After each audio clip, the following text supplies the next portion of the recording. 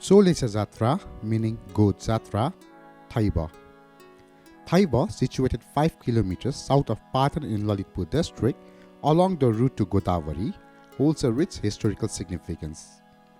In antiquity, it bore the name Ajistapur, believed to denote a place of perennial victory or invincibility, as suggested by the Nepali term Ajay, meaning to win.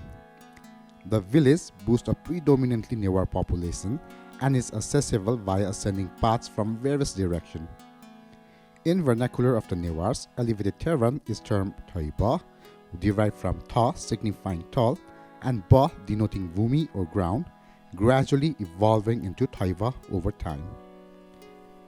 Thaiba village perches atop of lofty hill, affording panoramic views of the surrounding villages such as Harisiddhi, Damaitar, Godamchor, Visanku Narayan, Jarva Rasi, Santaneshwar Mahadev Temple, Tapakhel, Sanagaon, Lubu, Nakhiput, Hativan, Patan Udyog Kshetra, Tribhuvan Airport and Swayambhunath.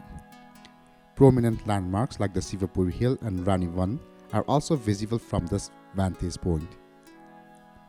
The village experienced abundant rainfall during the monsoon season, yet remarkably, it swiftly regains cleanliness once the shower ceases. Due to its elevated position, wastewater does not stagnate, contributing to village cleanliness. At the summit of the village stands the river temple of Sri Phulchoki Mata. Although the temple dedicated to Phulchoki Bhavani does not boast multiple stories, its spacious complex encompasses additional structures like the Narayan temple on the right and left, a Lord Buddha temple, a Bhajan temple facing the stupa, and Mahadev temple. Despite its modest architectural stature, the temple complex exudes a captivating charm thanks to its expansive layout. Phulchoki Bhavani Mata is also effectively known as Chandika Bhavani. Legend has it that there isn't a formal temple structure for Mata Phulchoki Bhavani due to her dynamic and active nature. According to local elders, it is believed that Mahadev and Parvati, in their form of antelopes, are seated in a particular posture within the forest. It is said that they should be left undisturbed in that state, as any attempt to build a temple might displease the Divine Mother. Hence, the temple remains unbuilt out of reverence for her wishes. During the Treta Yuga, a decision was made to honor Swayambhu by gathering 108 varieties of flowers from one of the towering peaks encircling the valley, which was then known as Phulchoki Dada. Today, this mountain retains its name and is renowned for its rich biodiversity, hosting a myriad of flower species, hundreds of types of butterflies, numerous bird species, and various wild animals within its lush ecosystem. The founding of Thaiba or Ajistapur and the village of Harisiddhi appears to have occurred around the same time as the establishment of Harisiddhi herself. This inference is drawn from the closely aligned timelines of the arrival of Sri Harisiddhi Bhavani Mata and Sri Phulchoki Bhavani Mata. Hence, it is believed that Thaiba or Ajistapur was also established during the Lichipi period itself.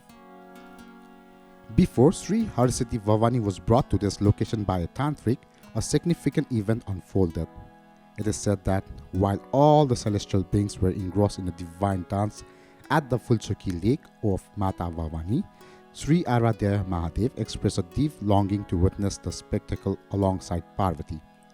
To fulfill this desire, he assumed the form of an antelope and concealed himself amidst the foliage, silently observing the enchanting dance unfold.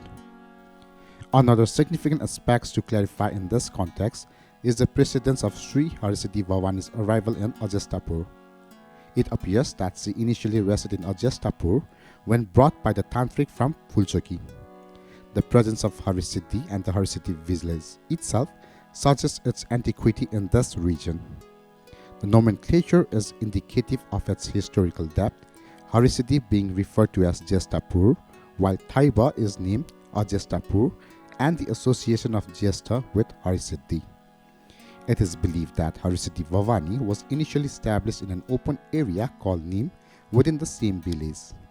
This location was chosen strategically because it facilitated easier access to Harisiddhi through a narrow path, which was considered lighter during the early hours of the morning when pigs, regarded as the lowest animal, are active. Given that Harisiddhi was brought by a tantric through meditation, the intention was to avoid detection by other tantrics, which could potentially lead to additional obstacles. There are legends suggesting that the tantrics initially intended to bring her to the city of Patan itself. Hence, as a part of the tradition, when Harisiddhi is originally brought from Godavari, it is customary to commemorate the occasion by organizing a procession every 12 years, retracing the route to the village where Harisiddhi first arrived.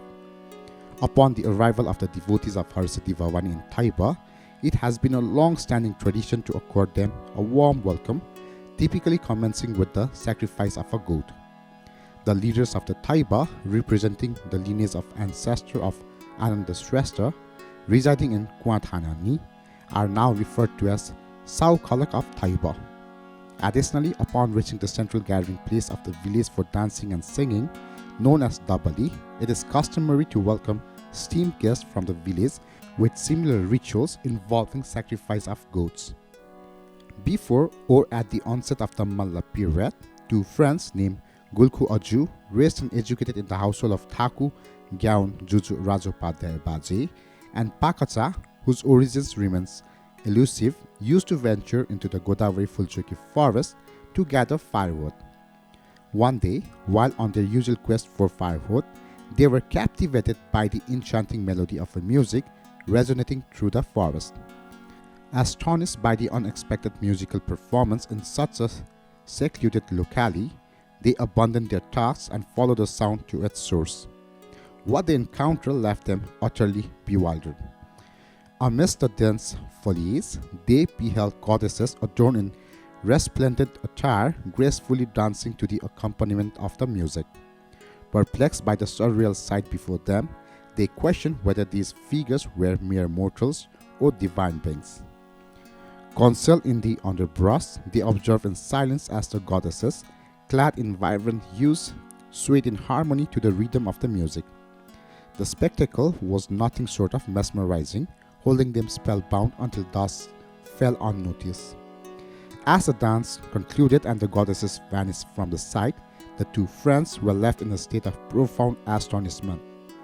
Realizing the lateness of hours and impossibility of resuming their wood-gathering task, they hastily made their way back home, their hearts brimming with both joy and incredulity at the extraordinary encounter. Upon their return, the household owners inquired about their tardiness and the absence of firewood. In response, they recounted the extraordinary events they had witnessed in the forest. Recognizing the significance of their encounter, Thakur Jujubaje, skilled in Tantra, resolved to investigate further. The following day, after partaking in meal together, Tantric Baje made necessary preparation and, accompanied by Jujubaje, Gulku Aju and Pakacha, ventured into the forest in afternoon. Concealing themselves among the foliage, they awaited the unfolding spectacle. Soon, the divine retinue of Harisiddhi Bhavani materialized, adorned and ready to perform. With the accompaniment of melodious music, they commenced their dance, expressing various emotions and moods. Utilizing his knowledge of tantric practice, Jujubaji discerned the subtleties of Bhavani dances. Additionally, he observed another scene wherein Mahadev and Parvati assumed the guise of a deer, concealing themselves amidst the undergrowth as they beheld the mesmerizing performance. Through his tantric prowess, Tantric Baje ensured the safety and confinement of the disguised deities, preventing their departure from the scene. This revelation underscored the divine nature of the spectacle witnessed by the villagers, further cementing their reverence for the forest and its mystical inhabitants. After the divine performance concluded, the celestial beings vanished without a trace, leaving the onlookers bewildered. Similarly, God Mahadev and Parvati, disguised as deer, found themselves unable to depart despite their attempts. Frustrated by their confinement, Mahadev issued a command, demanding to know the identity and intentions of those who had ensnared them. In response, Jijubaji Tantric humbly prostrated himself before God Mahadev and Parvati, seeking forgiveness for his action. He expressed profound gratitude for the divine vision he had been privileged to witness and beseeched the Lord for perpetual divine presence. Moved by his sincerity, Mahadev granted his request, promising to manifest in a form of identical to the one seen by Jijubaje during their encounter. The tradition of Mahadev's establishment by the Tantric through meditation and his placement within 100 steps from the southern entrance of Ajestapur, where he currently resides, finds validation in the oral narratives passed down through generation and upheld in local customs. Additionally, Bhavani, revered as goddess Fulchaki, is affectionately referred to as Chandrika Bhavani.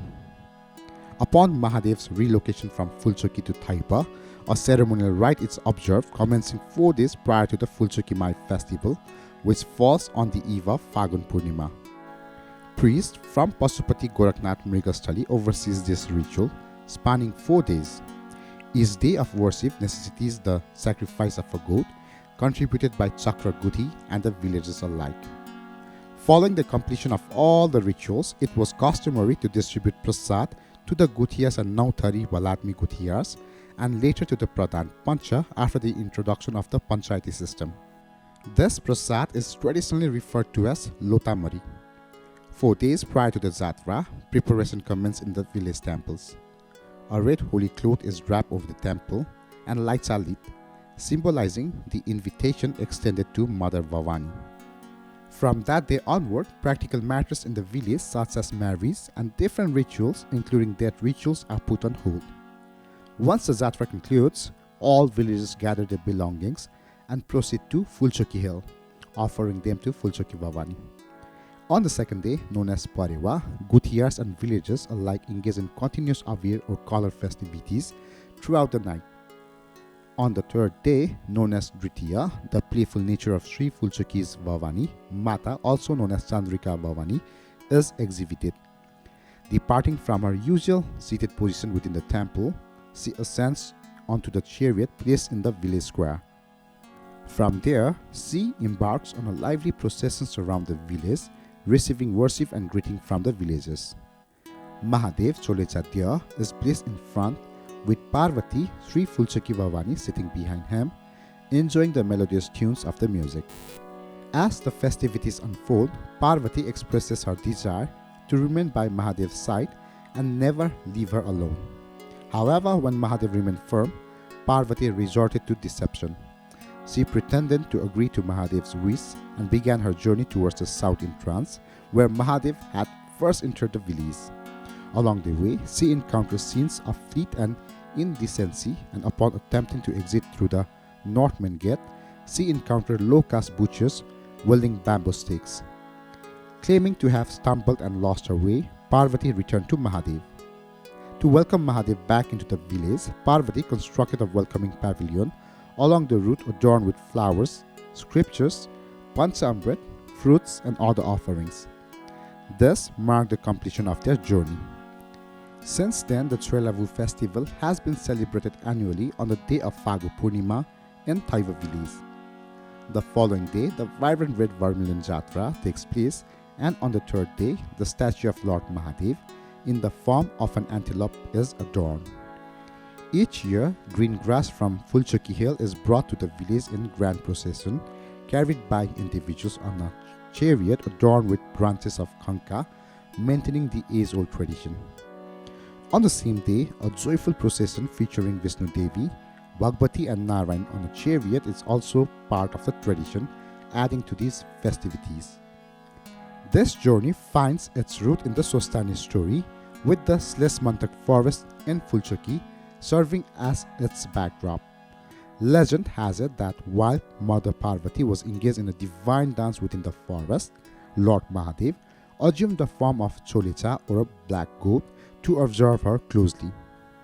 This act of deception by Mahadev, intended to scrutinize Parvati's conduct, gave rise to a significant tradition observed today in Thaiba. As a part of this tradition, rice is cooked, symbolizing the paddy fields within the forest where a tree branch is placed atop of the grain. Furthermore, a black goat is ritually confined using tantric methods and kept within the confines for the duration of the Jatra. The narrative of how Mahadev disguised as a goat deceived Parvati resonates throughout the day, maintaining the Fulchaki Mai's divine presence. Symbolically, during the Jatra, the chariot is taken out from one temple door and brought back through the other after the Laskus Puja, symbolizing the essence of Cholecha Jatra. This poignant tale underscores the sacrifice of Mahadev, who assumed the form of a goat, exemplifying the deeper significance of the Jatra. Among the residents of Taiva, there exists a tale steeped in legend, recounting a pilgrimage where the revered chariot of Fulchaki Mai is ceremoniously transported.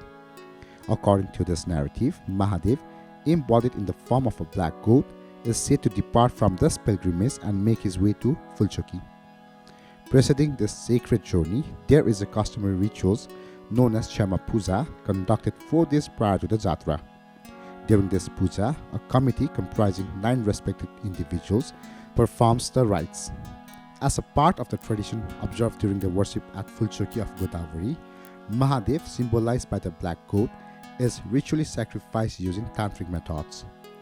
Subsequently, during the Jatra, the deceased goat is adorned with ornaments meticulously decorated to resemble life and placed on a chariot, a ceremonial chariot.